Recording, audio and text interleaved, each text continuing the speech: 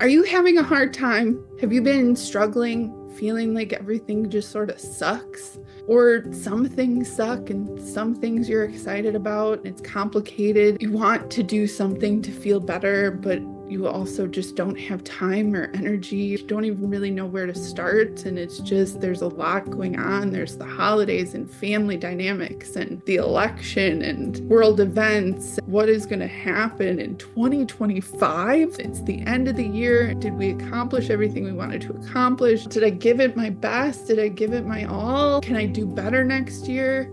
How can I feel better in my life? I think those are the thoughts that are bombarding us. They're just floating around in the air and in our brains and in our bodies. It's creating conflict inside of us and conflict in our relationships. In this episode, we are here to talk about those feelings and what to do about them. Welcome to the Plumb Podcast. I'm Rosalie.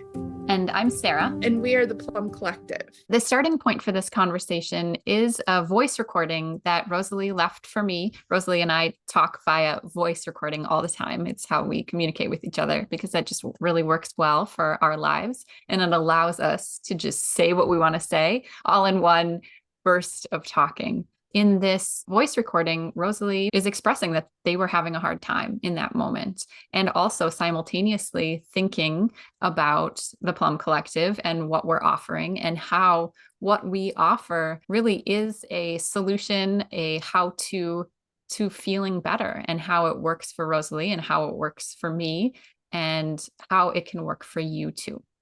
I sent Sarah this message in May. When I was physically ill, I was experiencing a chronic illness flare that is physically hard and challenging, and it's also emotionally and energetically challenging. I was experiencing discomfort and conflict in some of my personal relationships. I was frustrated. And I was hopeful about the future, hopeful about the Plumb Collective and the amazing things that Sarah and I were creating.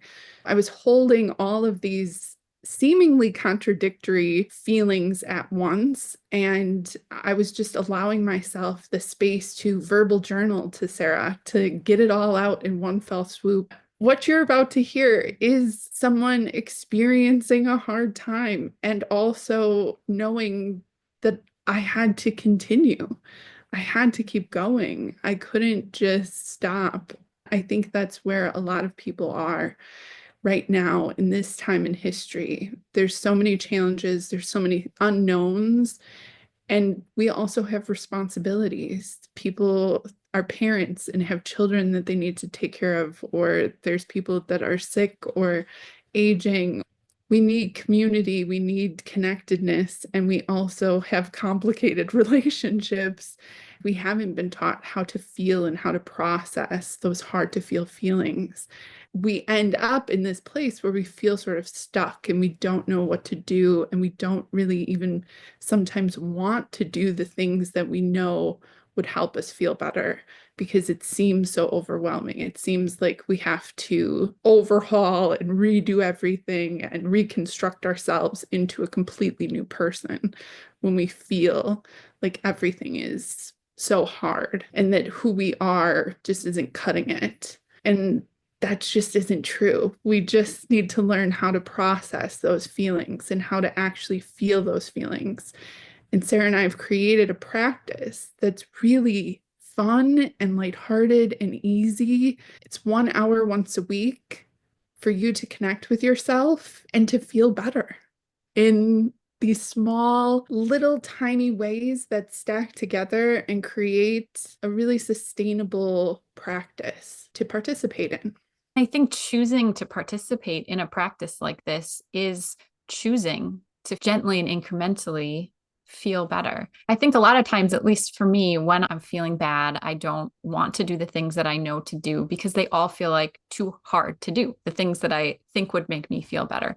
But if there is something small that I can do to help myself feel better, it's way more accessible and doable and would actually make a difference in the gentle and incremental way that actually gets me closer to feeling better versus something else that is taking a huge leap that I'm never going to do.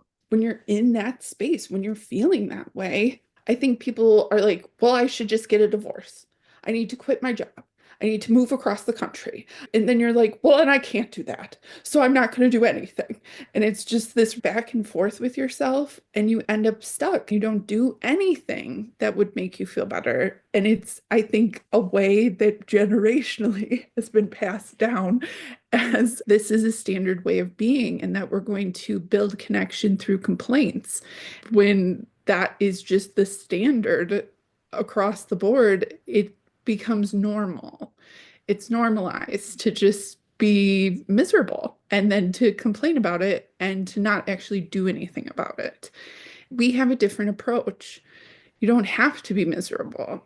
You can tell your story to yourself so that you can find out the points that were creating the misery, why it feels like you need to make a huge change or you need to do something radical that totally transforms your life. We're not saying that those things don't happen. They absolutely do. And sometimes in Plum practice, a very simple, small shift can create a domino effect that changes everything. It can be a monumental moment for you. We're talking about making a simple, actionable step forward for yourself, something that you're choosing, an intention that you're making. What we're really saying is with Plum practice, all we have to ever do is push play and something will happen. Plum practice is this process and practice of witnessing yourself and revisiting that self-expression and taking steps forward within yourself. Plum practice provides the container and space for that. And it also makes it so that you don't have to know what to do. We guide you through this imaginative experience that just in and of itself is interesting and fun and creative. And even if you don't feel like expressing yourself, you can just listen to that sensualization and explore in the quiet time for writing within yourself. But if you're ready to get the words out, we make the space for that. And you can write or verbal journal. And even if you're not ready or interested in the self-exploration in any way, you can listen to the conversation that Rosalie and I have in every session of Plum practice like a podcast, because we have really interesting conversations that come from our writing. There's a different energy of talking about something versus having a conversation from something. When you're talking about something, it kind of feels like you're at arm's length away from it. It's maybe in the center of the circle and everybody's sitting around and you're observing it and you're talking about it. You're maybe pointing at it or expressing something from an observer perspective. When you're having a conversation from something, it's an embodied experience. It's a sensory experience that you've had with that thing. You're not talking about it like you don't know what it is. You're talking from it because you've had your own personal experience with it. There's something about that difference that really does make a difference in your life. I believe in healing modalities. I believe that there are many different paths towards healing. I do have some very strong feelings about traditional therapy. It is something that people say to each other as the be all end all. When you witness somebody else having a hard time, it's been said to me many times, well, you should go to therapy, or are you in therapy? Or don't talk to me about it, talk to a therapist. People have this idea about what therapy is. You go to therapy and then it fixes it, or somebody tells you what to do or what's the problem. Our ideas about what therapy is and what therapy actually is sometimes don't match up. And in this message, I was feeling physically ill, I was frustrated, and I was speaking from that frustration. And I was also speaking from the hopefulness that I felt about having created something that does actually work for me and works for other people that therapy hasn't worked for, or you have felt like you can't trust other people because of the experiences you've had either with traditional therapy or non-traditional holistic ideas. I've had issues with the different things that I have tried to help myself. I've made that step. I've made that conscious, intentional choice to try to feel better. And I have been met with people who have made my experience worse and have created more harm when I was trying to get help. That is not everyone's experience, but unfortunately, when people have been through a lot, it is a common experience. There wasn't before Sarah and I created it, but there wasn't something that was private and yet guided and creative and interesting, where you could start at any point. The concepts and the knowledge would stack together. There wasn't something that worked in this magical way that the Plum Collective really works. I'm so proud of everything that Sarah and I have created and how we've created it, because we really did create it for ourselves with very strong intentions that it needed to be fun and interesting and sustainable for us so that it could be fun and interesting and sustainable for you. We're now in December, ending the year, and I was looking back at my experiences this year, and I realized that May and November were the hardest months of this year for me. In May, like I said, I was experiencing a chronic illness flare. I was at my physical lowest. I wasn't sure if I was going to make it. I still am not at my former baseline. I have been affected by what occurred in May. I continue to be affected by it, although I have gotten somewhat better physically. That experience stays with me. And then in November, physically below baseline, but still feeling pretty fine. Energetically, spiritually, emotionally, relationships, friendships, world events, a lot of different factors. They weren't as physical as what I was experiencing in May, but there was a similarity in the feeling of like, I'm not sure that I can make it through this. And so I leaned heavily on the concepts and the practices, and I utilized the diner and plum practice and photo readings, the things that I teach and share. I squeezed the juice out of everything and supported myself through the hardest months of this year. And in a lot of ways, it shocks me to say it, but the hardest months of my life, because our lives stack, our experiences stack. It really bothers me, the phrase, what doesn't kill you makes you stronger. It's not true. What doesn't kill you affects you. So I've been affected, and I'm still here. And I really believe that the processing of energy and the feeling of my feelings and the way that I've created things inside of the Plum Collective is how I've lived my life, is how I speak to myself. And it's how I help myself when I'm having a hard time. I appreciate so much hearing you share about how the experience has been for you. And I want to respond to you in this moment. And I feel like words aren't enough. So I'm going to do the best that I can with the words that I do have, which is to just be in gratitude for your sharing and that you have gone through hard times this year and hard times in your life. You often say you squeeze the juice out of what is handed to you, and you do. You're someone that I have observed not giving up and not pushing yourself. You feel and you notice. And in doing those things, you learn and grow. And then you're sharing with me and the rest of the world. And you don't have to do that. And it's beautiful that you do. And so I just thank you for your modeling and your witnessing and your capacity. And so thank you for it. And this year has also been challenging for me in different ways. I had some deaths in my family, and I would say, like, glibly, I am not processing those deaths. I haven't processed them. I'm not ready to work with them.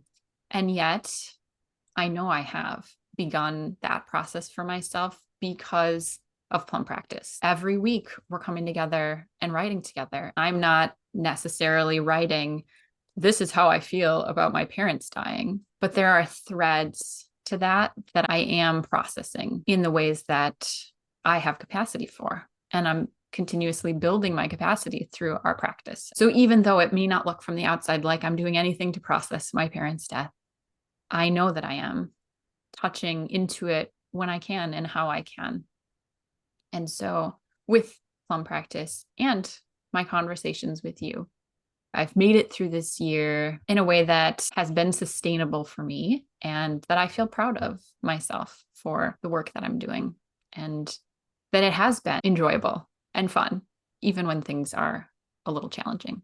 I love you so much. I am so thankful that we are connected and that we are doing this together. You are such a perfect example of gentle and incremental. Having this experience of both of your parents passing in 1 year within such a short period of time of each other, you are processing your feelings.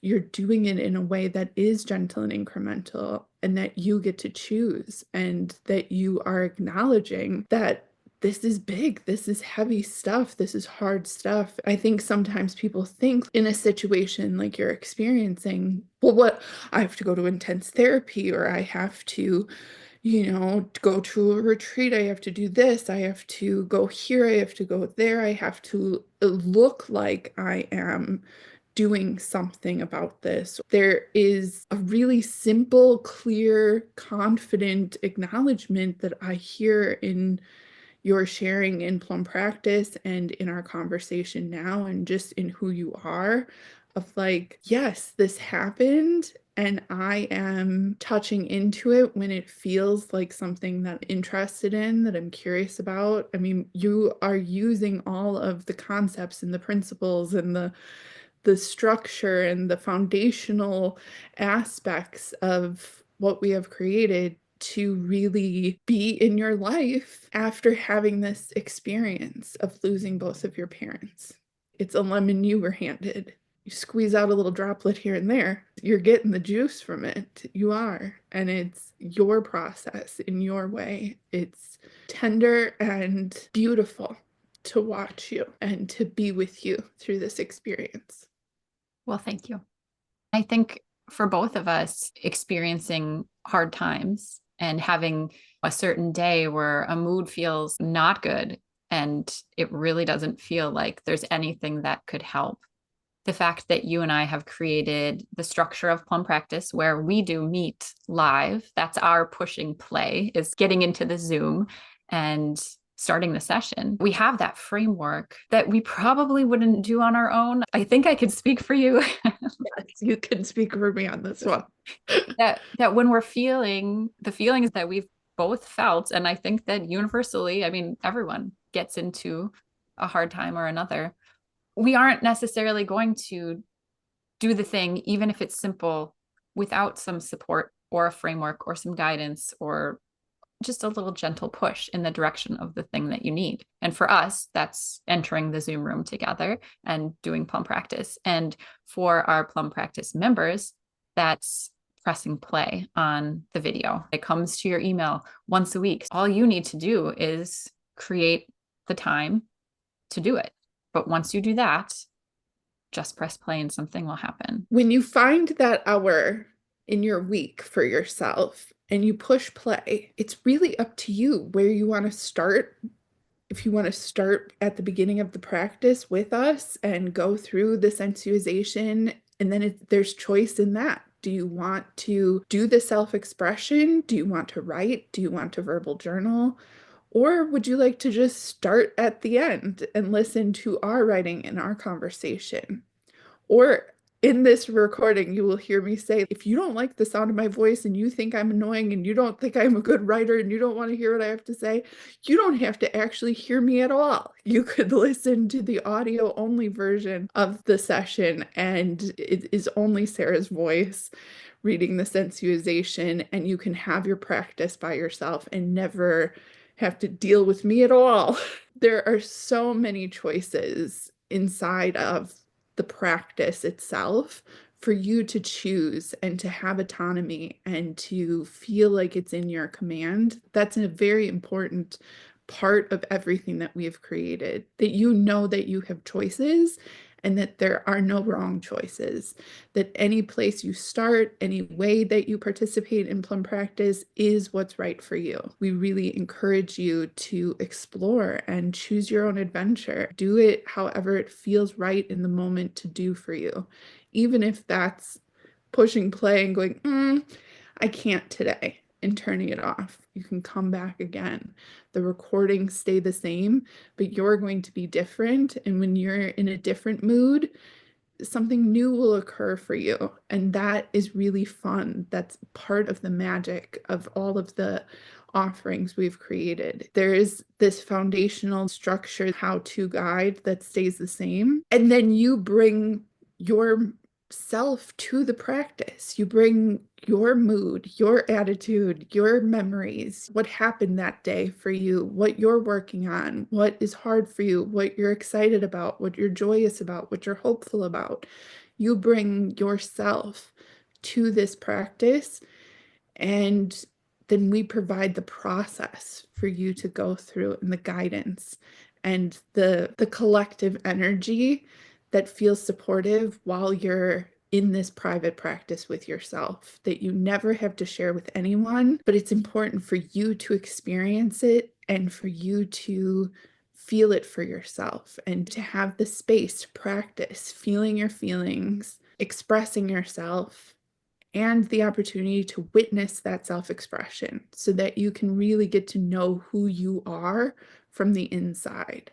Along with having choice every step of the way, we also emphasize that there's nothing that's supposed to happen or should happen. There's no right or wrong way to experience Plum practice. Come in with the expectation that you're going to meet yourself, but not any kind of expectation about what you're going to write about or express, or that I need, like for me, I have not said to myself, I'm coming into this session and I'm going to write about my parents. No, I'm not doing that because that would be too much for me.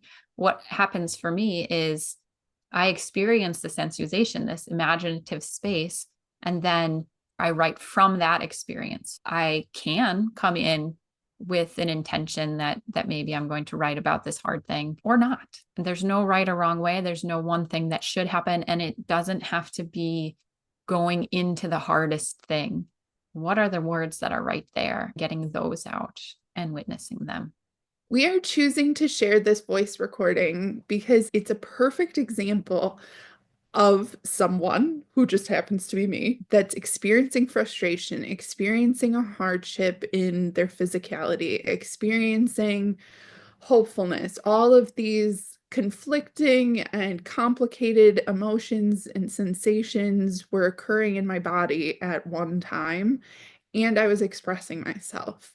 In that expression, you hear all of the different parts. You hear me complain. You hear me be excited. As you're listening to this recording, see if you can notice all of the different feelings and sensations and how they sound like they might be in conflict with each other, or how they're connected to each other. It's not important to know the details or the context of everything that I'm discussing or complaining about. The feelings are present. It's a universal feeling and conversation that we have with ourselves and with our closest friends, where we can be complaining about something and then also be talking about something that we're excited about or something that's coming in the future. This message is an encapsulated experience of someone having a hard time, but also how to process that and how to work through it. And you don't have to use it only when you're having a hard time, that it's a practice that we use weekly, no matter how we're feeling, because it helps us get the words out. And that is such an important path to self-connection. And self-connection might be the answer to everything. We really believe that it is. Plum practice is a simple, gentle, and incremental way to create and maintain that connection with yourself. In this recording, you say some things that are probably stronger than you might say them when you're feeling a different way. So that is part of this recording. And I think it's part of what makes this recording so authentic. You are experiencing something and you are expressing from your experience, which is how you live your life. You're always expressing from your experience. And that is what makes your expression so authentic. Hello, I thought I would give you proof of life. Not good. Not good. Bad. Not good at all. Very rough. I accomplished a bunch of things today, and then I have complaints that I also just feel like shit. I just have funky energy. What the fuck is she texting me now? Oh, I have so many complaints. I have so many fucking complaints. Why does she feel the need to argue with me? It's like she gets amnesia and forgets that I have psychic ability, that I am autistic and understand human emotions in a particular way, that I read people. I don't know what the fuck happens, but she takes an argumentative, combative position. I don't know what the rest of her text said, but it was something about it's not black and white. This is fucking black and white. There's a right and a wrong in what is happening. It's very simple. It's very basic. It's human decency. I feel like I'm being gaslit. Complete rewriting the reality of everything, every conversation. I'm like, what the fuck is even happening anymore? There's a right and a wrong in this particular situation. Whatever I think, she's going to take the other side of it. And then when I inevitably am right, she'll say that was the side she was arguing. It's so annoying. It's so ridiculous. Anyway, sorry, seeing that text, it's not black and white. I'm like blood boiling. Did I complain about everything I wanted to complain about? I don't understand arguing with me about energy and people's intentions. Why argue with me about it? It doesn't make any sense. She has been very off, very wrong, very scarily missing the obvious bad guy. I don't understand how she continuously forgets. I probably am right in my assessment of the bad guy, and she's probably missing something. I really am almost at the point where I have to be like, do not speak to me. You cannot speak to me anymore. Okay. Enough. Okay, thinking about the timestamps on Plumb Practice and you in the kitchen making dinner. And I'm like, okay, different ways that people interact with Plumb Practice. The opportunity to make Plumb Practice work for you. Texting me more bullshit. I'm trying not to look at it. Okay, so this is how I feel. I don't like traditional therapy. It hasn't worked for me. The therapists have been unethical. They have tried to become my friends. They haven't had the capacity to hear what I have to say. A lot of harm. Then non-traditional stuff has been interesting, but not sustainable, or has been like culturally appropriative or gendered or too many rules or not interesting enough to really keep my attention. Maybe I get a book or a fill-in journal thing, but then you don't like really keep up with it or whatever. I've started things and stopped things, and it hasn't been that interesting. So when creating something, thinking of it modularly, and that a concept or a word was like a little nugget or a spark, a question or something. These little tiny schnibbles, if you just pick one up every once in a while, they will eventually stack together. They all go together.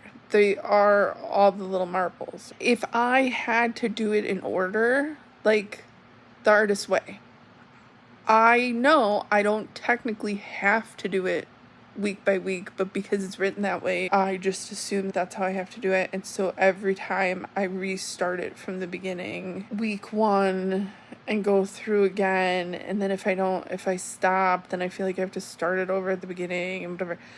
I didn't want to create something that felt that way. I wanted something that, well, you could go in order and you could start at the beginning. You could follow the quote unquote rules if you want to do that. Cool. This is like how you play the game. And then here are some variations. Have at it. Live it up. Do it weird. Like, get fucking weird with it. Because that keeps it interesting. And if I am interested, if I'm curious, if I'm like, that's kind of cool, I'll go back. And if it's small enough, if it's one little nugget, I'll put that in my pocket and I carry that around for a while. And it does something to me.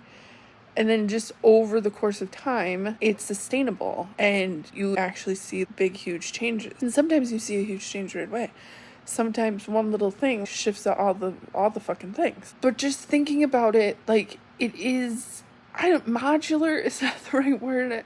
Like, blocks, Legos, the stackable. I don't know exactly what it is that I'm seeing, feeling, sensing, whatever, but it's that. Or like a bag of marbles, having a word a week, still, is a great idea and was the first thing that I was able to commit to and stick to for the longest amount of time. In all of my years, everything else that I have tried, nothing had worked before that. But it was small enough, it was interesting enough. It created this whole foundation for me. Thinking about if you're not ready to explore deeply inside of yourself, if you're not interested in writing anything or if you're whatever, like, that is okay.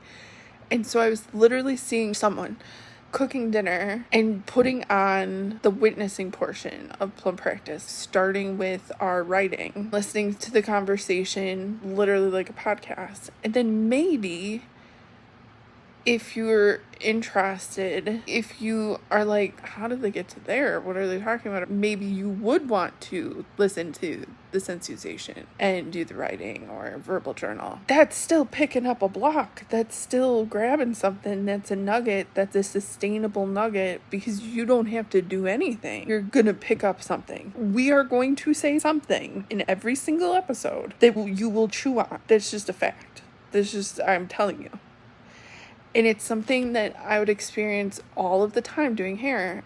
Every client, every day, all of the time, constantly, would say, you said something last time. It could be anything. Like, what are they going to say to me? And it'd be, 6 weeks earlier or 8 weeks. Or some of my color clients were like 12 or 16 weeks, 20 weeks, whatever. They've been thinking about it the whole time, having conversations about it, asking other people about it, using it as journal prompts. This is just who I am. I'm going to say stuff that's going to have you go, what? And it probably is one little nugget. Pick that fucking nugget up, asshole. You don't have to have this whole reworking of, you're not going in and getting full BBL, facelift, whole reconstruction of everything, becoming a new person tomorrow. That's not how anything works. Listening to the writing part by itself, interesting. I'm writing my book right now. I'm actively writing my book. If you want to hear what that fucker might be someday, listen to the writing portion. The conversation is going to give you insight of what some of the sentences meant or like what this is about or what it's interesting stuff. It's interesting. So you'll get a little nugget from that. That could be it. And then the next week, you listen to the conversation again and you get something. You don't have to do anything. You don't have to write. You don't have to explore anything for yourself at all if you don't want to. It's still working. What if you don't care at all what I have to say?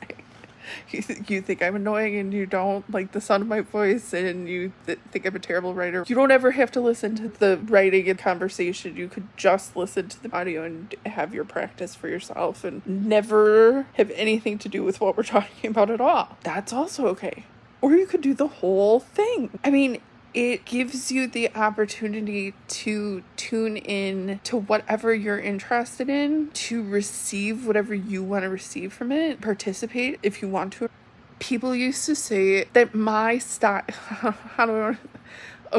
I have had senior as an age people in the beauty industry have a very different philosophy about how to build your clientele. Their approach was get people addicted to hair color, get that line of demarcation in there, make them come back every 4 to 5 weeks, bread and butter clients, double, triple book, like conveyor belt. They could not comprehend that my whole shtick was about no line of demarcation. The hair color grew out seamlessly. My haircuts, you could not ever get a haircut again. It would just grow out beautifully.